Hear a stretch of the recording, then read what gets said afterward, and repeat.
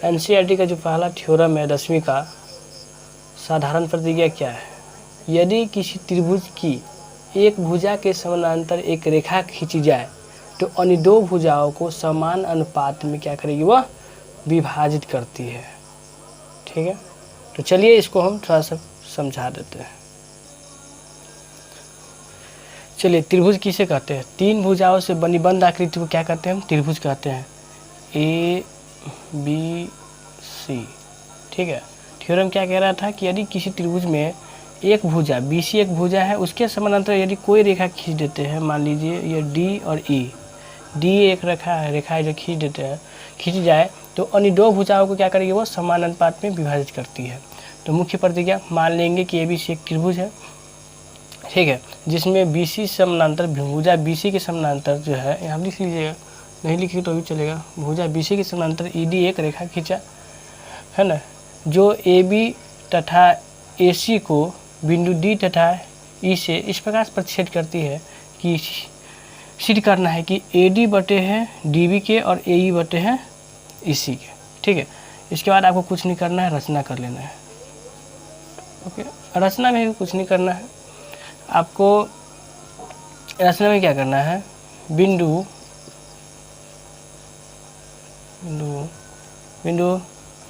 D तथा E से क्रमशः क्या करेंगे? क्रमशः DM, ठीक है, DM लैम्डा ला, किस पर लैम्डा लेंगे? AC पर। DM लैम्डा ला AC और DM लैम्डा ला AC और EN लैम्डा ला AB, ठीक है, तथा B से E एवं D से C को मिलाया। ओके, चलिए अब आगे देखते हैं। प्रमाण में भी कुछ नहीं करना है। क्या करेंगे? एक साइड का त्रिभुज ले लेंगे, जैसे कि हो गया ADE, एरिया ऑफ ट्रायंगल, त्रिभुज ADE by area of triangle, त्रिभुज यहाँ क्या किए हैं? D से C को और B से E को मिलाए हैं। इस प्रकार से डॉट कर लीजिएगा। तो एरिया ऑफ ट्रायंगल क्या हो गया? DEB। Okay, DEB।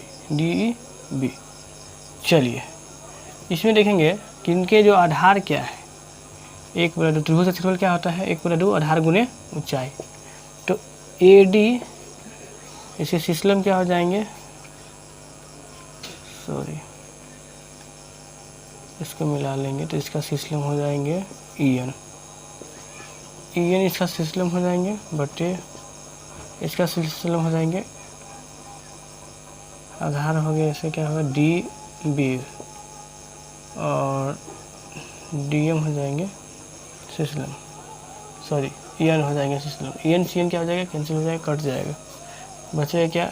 AD बटे DB, समीकरण 1।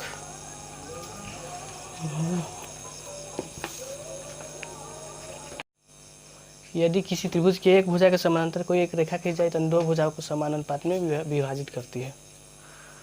ठीक है, कहने का मतलब हो गया कि मान लीजिए एक त्रिभुज है, ठीक है, जिसमें कोई एक भुजा AB या एक शीर्ष ले लीजिए BC कोई एक भुजा है और कोई अन्य रेखा DE क्या करती है? दो भुजा AB तथा AC को इस प्रकार प्रतिच्छेद करती है कि AD बटे DB के E बटे EC के।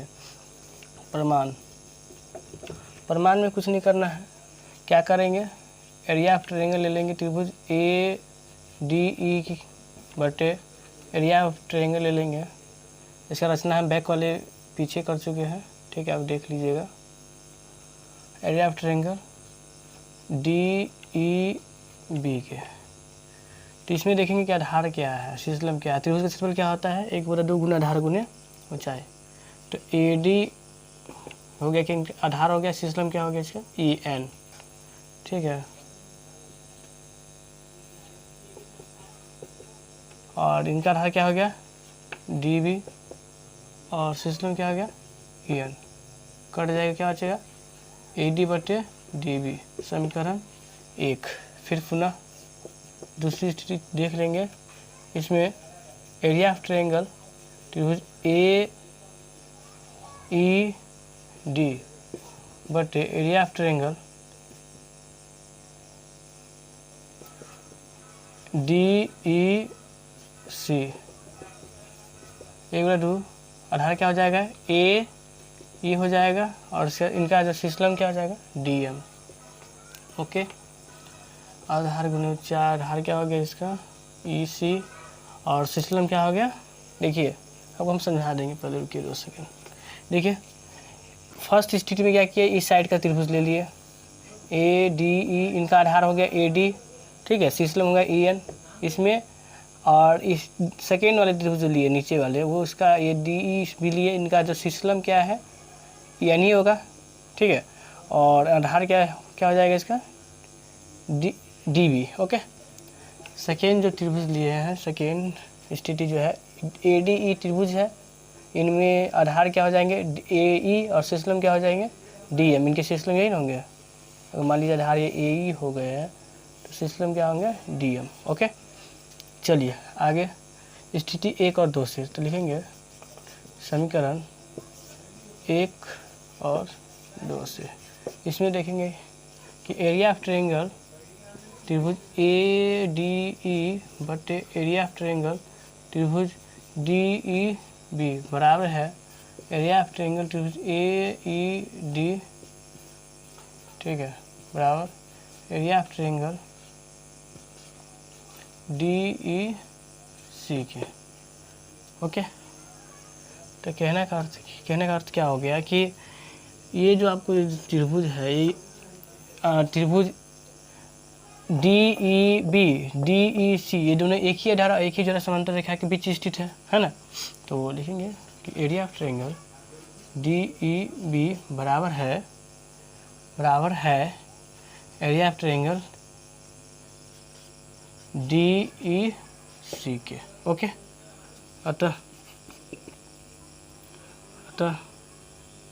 एरिया ऑफ ट्रायंगल त्रिभुज डी ई बी बराबर D E B area of triangle D E C, ये दोनों एक ही आधार बी सी, एक ही आधार बी सी है ना, एक ही जोड़ा समांतर,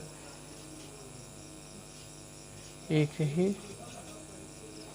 जोड़ा समांतर रेखा डी के बीच स्थित है। इसलिए ए डी बटे होंगे डी बी के, और ए ई बटे हो जाएंगे ई सी के। Okay, proved.